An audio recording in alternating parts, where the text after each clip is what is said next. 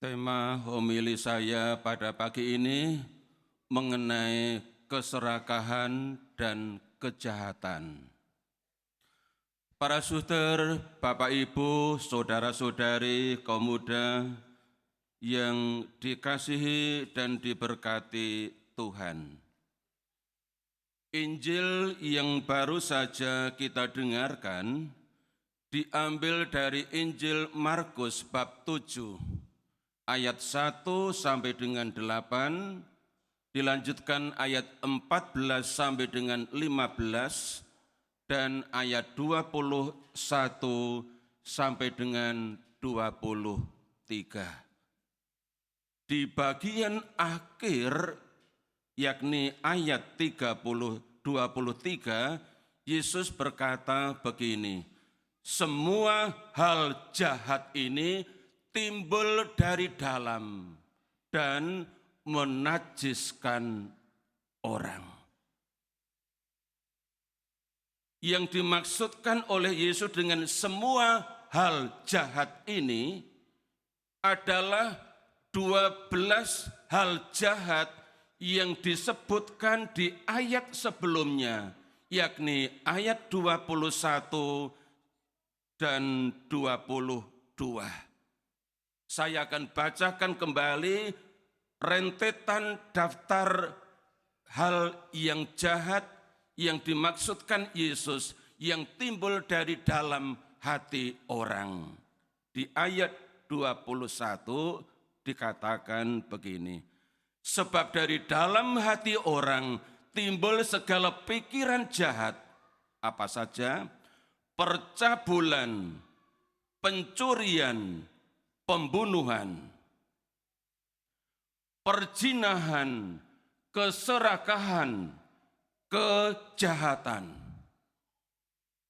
kelicikan, perbuatan tidak senonoh, iri hati, hujat, kesombongan, kebebalan. Inilah 12 hal jahat yang timbul dari hati orang dan menajiskan orang itu. Lewat homili yang singkat ini saya tidak akan menjelaskan 12 hal jahat itu. Saya akan memilih atau menekankan 2 hal saja, yakni tentang keserakahan dan kejahatan. Yang pertama tentang keserakahan. Bapak, Ibu, saudara-saudari yang dikasihi Tuhan, manusia adalah makhluk yang serakah. Mengapa?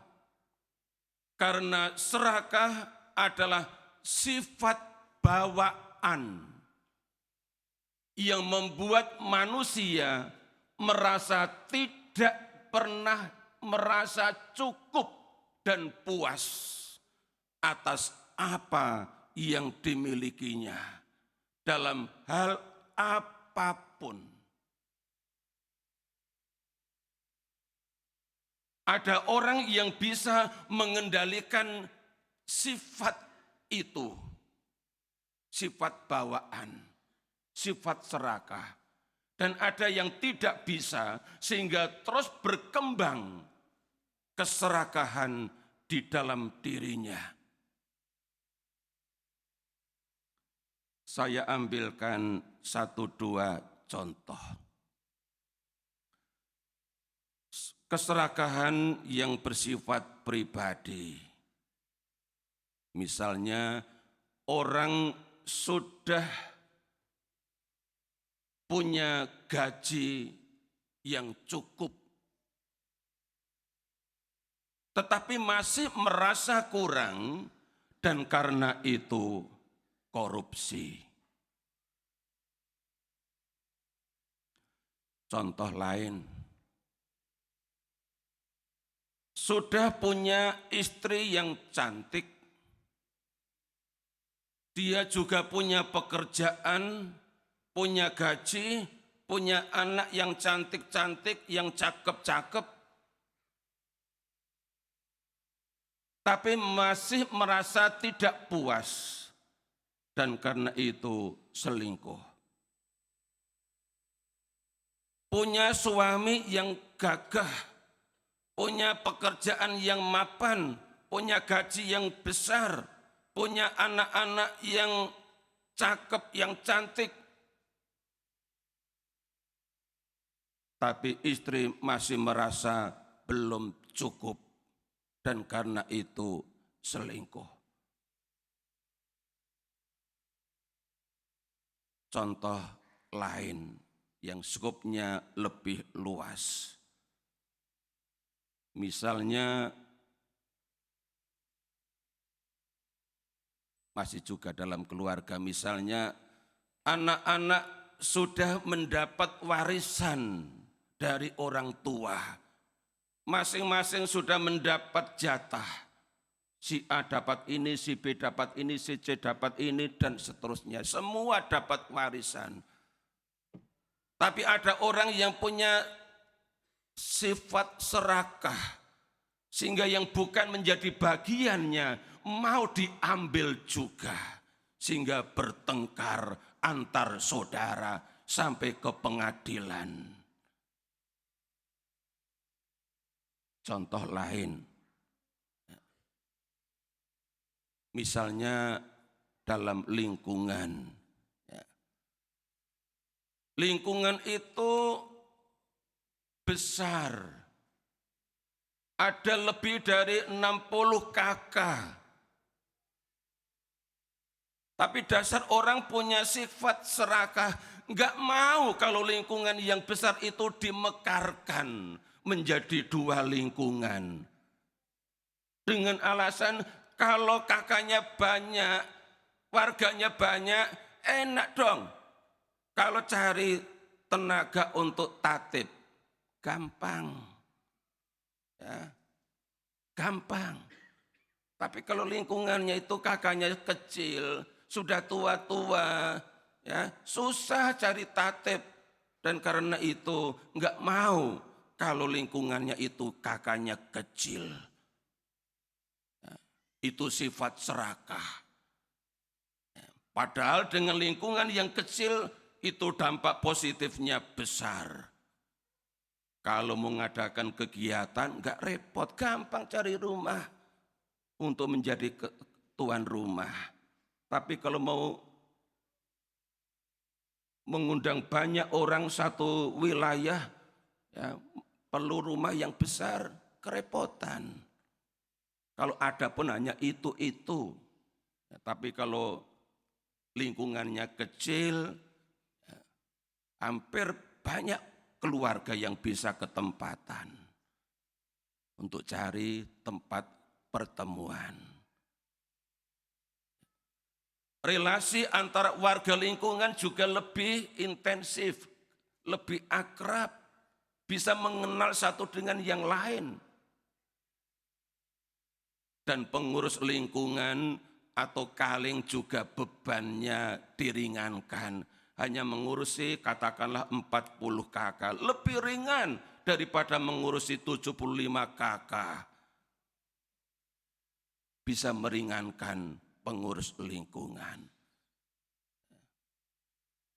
Maka para ketua lingkungan atau korwil, koordinator wilayah, ya, kalau tahun depan dijagokan suruh jadi ketua lingkungan lagi atau koordinator wilayah lagi, sementara sudah periode kedua sekarang ini, jangan mau. Ya, jangan menjadi orang yang serakah dengan kedudukan sebagai kaling atau korwil. Ya. Jadi kalau sekarang ini sudah periode kedua, tahun depan dicalonkan lagi, jangan mau. Ya. Jangan seperti ketua umum partai-partai politik zaman ini. Ya. Mereka tidak perlu pemilihan. Ya, karena sudah aklamasi. Setuju si A melanjutkan sebagai ketua umum. Sudah 3 periode, 4 periode, 5 periode. Sehingga yang namanya kaderisasi mandul.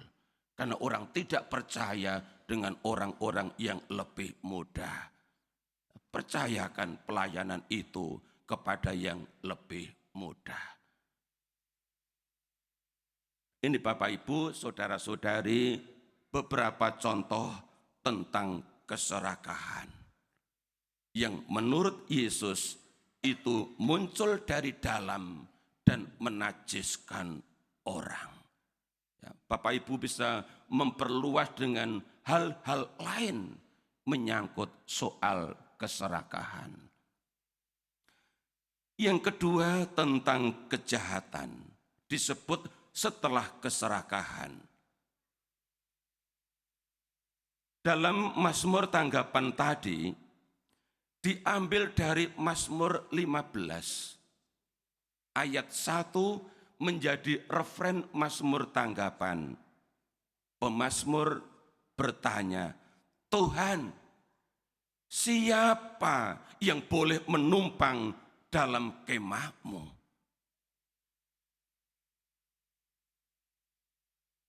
Ini pertanyaan pemazmur yang berdoa kepada Tuhan, siapa yang boleh menumpang di kemah-Mu? Kemah Tuhan juga bisa berarti bait suci atau rumah Tuhan. Setiap orang yang masuk ke dalam kemah Tuhan, ke dalam bait suci, ke dalam rumah Tuhan, dia atau mereka adalah tamu Tuhan. Siapa yang boleh masuk? Dikatakan di Mazmur tanggapan tadi di ayat 3. Ialah orang yang tidak menyebarkan fitnah dengan lidahnya dan tidak berbuat jahat terhadap teman. Ini tentang kejahatan. Tidak berbuat jahat terhadap teman. Bisa teman sekolah, teman main, teman kantor, teman kerja, teman mancing, teman kuliner, dan sebagainya. Kejahatan bisa dilakukan terhadap orang-orang terdekat. Kejahatan termasuk hal jahat yang muncul dari dalam dan bisa menajiskan orang. Bapak Ibu, saudara-saudari yang dikasihi Tuhan, kalau hal-hal jahat ini termasuk menyangkut keserakahan dan kejahatan itu ada di dalam hati, ada di dalam diri kita. Lantas apa yang harus kita lakukan? Apa solusinya? Saya sebutkan dua hal. Pertama, bacalah firman Tuhan. Baca kitab suci. Hari ini adalah hari Minggu Kitab Suci Nasional. Gereja diundang untuk kembali membuka kitab suci dan membacanya. Dalam Injil Yohanes bab 15 ayat 3, Yesus bilang begini, kamu memang sudah bersih karena firman yang kukatakan kepadamu. Firman yang dibaca, yang direnungkan, itu bisa membersihkan hati, membersihkan yang kotor, membersihkan yang jahat, membuat orang bertobat karena mengenal kehendak Allah lewat firman yang dibaca itu. Yang kedua, rayakan sakramen tobat. Karena yang jahat, yang kotor, yang menajiskan, yang ada di dalam hati tidak bisa bersih tanpa kerahiman Allah, tanpa pengampunan Allah. Maka dengan merayakan sakramen tobat, hati ditahirkan kembali, dilayakkan untuk datang ke kemah Tuhan, bait suci, rumah Tuhan. Dari pengamatan saya melayani sakramen tobat bagi umat di hari Sabtu sore, jam 4. Sering saya menolak umat untuk melayani karena sudah jam 4:30 kurang 5 menit. Itu waktu saya untuk persiapan di sakristi, maka saya tolak. Karena kalau saya layani 4:30 saya masih di situ. Dan dari pengamatan saya, banyak orang muda yang datang ke sakramen tobat. Banyak mayoritas yang datang anak-anak muda. Bahkan ada anak kecil yang mau datang ke sakramen tobat. Maka dengan pengalaman beberapa kali saya menolak umat, kami bertiga punya komitmen mulai bulan September ini pelayanan sakramen tobat dimajukan menjadi jam 4:30 sampai 4:30 kurang 5 menit. Itu berarti kami memberi waktu kepada umat 1 jam untuk siapapun yang mau datang kepada sakramen tobat merayakan pengampunan Allah di sana. Mulai bulan ini. Ya.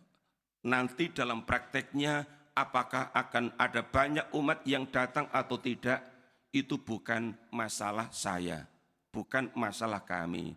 Tapi kami menyediakan waktu dan tenaga untuk melayani umat yang mau merayakan sakramen tobat supaya hati mereka ditahirkan, disucikan kembali, dan apa yang Yesus katakan dalam Injil hari ini menjadi pengalaman hidup mereka bahwa yang najis, yang kotor, yang jahat, yang berdosa perlu dibersihkan supaya layak menjadi umat Tuhan.